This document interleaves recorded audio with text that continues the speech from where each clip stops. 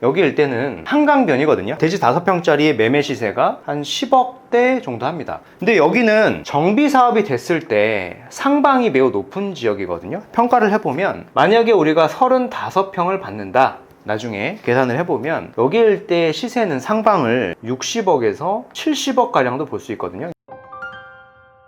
안녕하세요, 닥터부자빠입니다. 제 네이버 카페에 올려주신 구독자분의 사연을 가지고 왔습니다. 사연의 내용을 오늘도 잘 읽어보고요, 부동산 고민 상담 같이 해결해 드리는 시간 가져보겠습니다. 이분이 올려주신 제목은 인플레 해지 대안으로 선택한 상급지 갈아타기, 이렇게 힘들 줄 몰랐네요 라고 말씀을 하셨고요. 본문 내용을 좀 읽어 드리겠습니다. 저는 현재 인천 월세 거주 중인 40대 중반 4인 가족의 가장입니다. 2024년도 우연히 접하게 된 아파트 투자 강의를 들은 후에 고민 끝에 올해 초 2월에 덜컥 인천 아파트를 매도하게 되었습니다. 매도와 동시에 상급지 매수 계획이었는데 불행히도 이제 매도 시점부터 가격이 계속 상승하더니 지금은 매수 자체가 불가능한 상황까지 와버렸습니다. 현재는 급지를 조금 낮춰서 공부 중인데 시간은 계속 흘러만 가고 커져가는 불안감에 그냥 대충 아무거나 할까, 또 이러다 놓치고 후회하게 될까, 이러다가 옛집마저 못 들어가는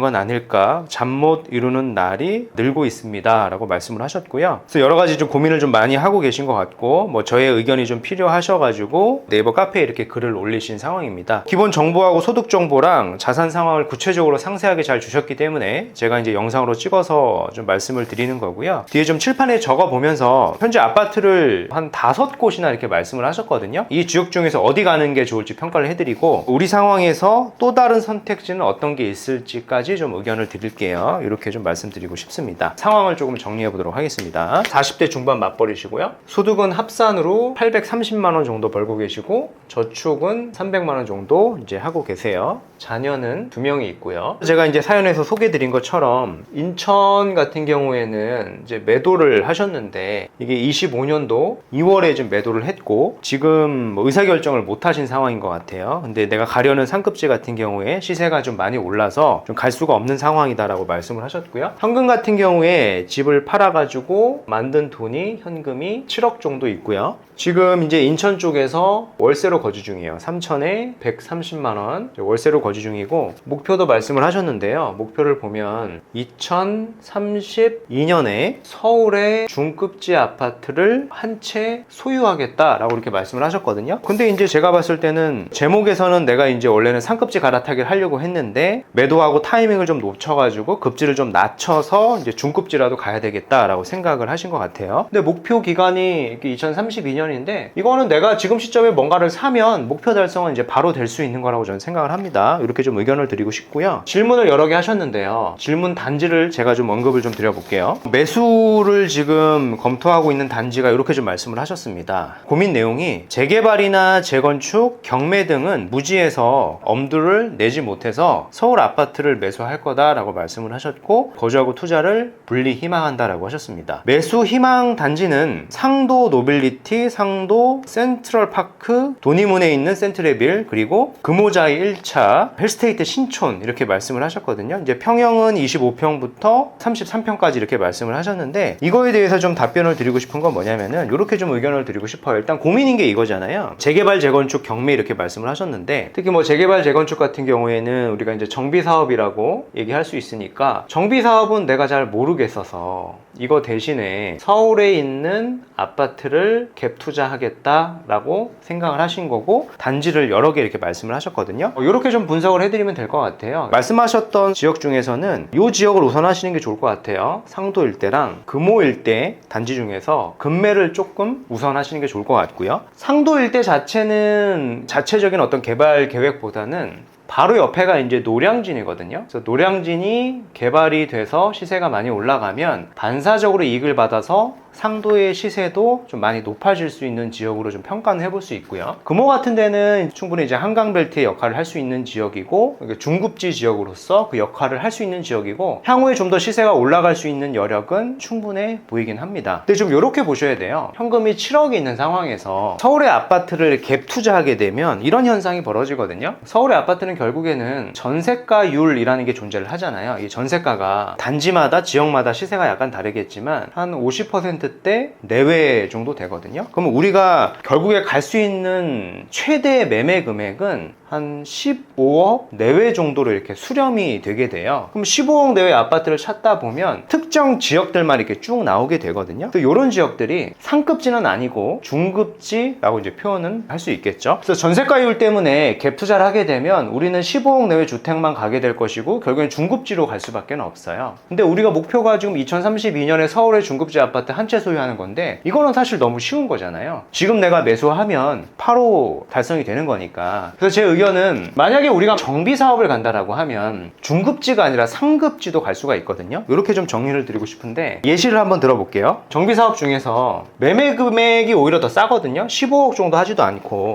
이런 지역이 있어요. 제 영상에서 언급을 몇 번 드렸던 적이 있는데 용산에 보면 이촌동이란 데가 있죠. 이촌동은 동부 이촌동도 있고 서부 이촌동도 있는데요. 여기 이제 서부 이촌동을 얘기하는 겁니다. 여기 일대는 한강변이거든요. 매물의 시세를 제가 보면 대지가 한 5평짜리가 빌라겠죠. 여기는 빌라. 대지 5평짜리의 매매 시세가 한 10억대 정도 합니다. 평당가가 한 2억 정도 한다라고 보여지는 거죠. 근데 여기는 정비 사업이 됐을 때 상방이 매우 높은 지역이거든요. 평가를 해보면 만약에 우리가 35평을 받는다. 나중에 계산을 해보면 여기 일대 시세는 상방을 60억에서 70억 가량도 볼 수 있거든요. 그러니까 평당가가 한 2억 정도 예상이 되는 겁니다. 근데 이제 입주할 때 내가 입주를 하지 않고 전세를 맞춘다라고 하면 상위 급지로 좀 올라갈수록 전세가율은 같이 올라가는 게 아니라 전세가율이 좀 내려가거든요. 여기에 전세가율은 한 40%대 정도 하니까 입주 시점에 만약에 전세를 맞춘다라고 하면 한 25억 내외 정도는 될 걸로 좀 추정이 되거든요. 근데 우리가 지분을 워낙 작은 걸 사서 계략적으로 추가 분담금을 좀 계산을 해본다라고 하면 추가 분담금이 한 10억 정도 나올 걸로 좀 예상이 돼요. 근데 이제 한남 뉴타운도 마찬가지지만 한강변에 있는 용산의 정비 사업들은 사업성이 워낙 우수하고 지역이 좋다 보니까 시공사에서도 이런 이주비 대출이나 그리고 이 추가 분담금 등을 다 후불제로 해준단 말이에요. 그래서 당장에 내가 내는 게 아니라 입주 시점에 전세를 맞춰서 후불제로